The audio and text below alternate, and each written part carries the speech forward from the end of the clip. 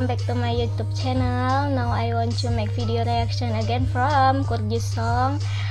This from Sabas Zamani. Let's start with watching together. Don't forget to subscribe, like, and comment. Support me with your subscribe. Okay.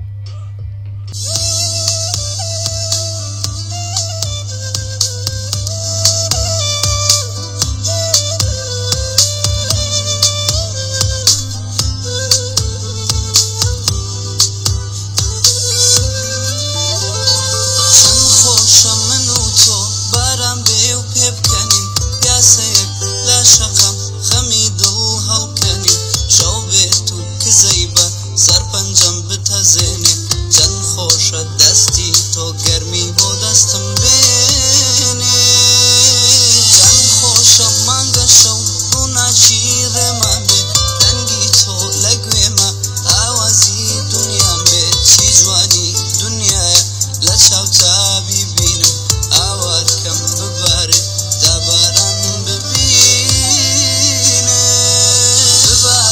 بباره اما شتر من نوه هب کنه ناز بکا من به نازم خوش نوه اناسم جیانم من به تو جینم نوه اناسم جیانم من به تو جینم نوه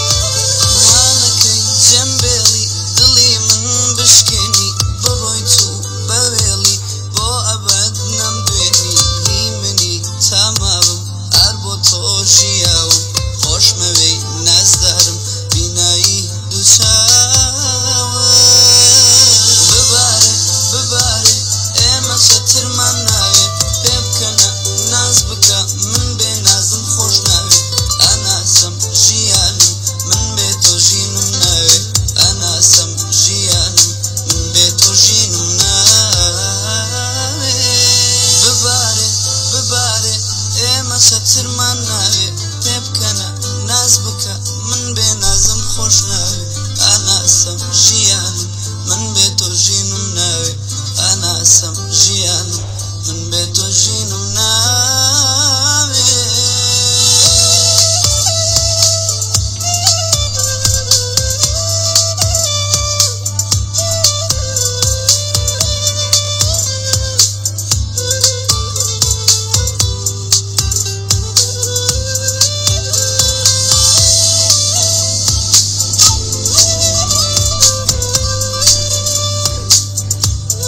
What your favorite song from Kurdish? You comment, okay? So thank you for watching my YouTube channel. Keep watching, okay? Don't forget to subscribe. I need your subscribe and I need your support me, okay? See you next video.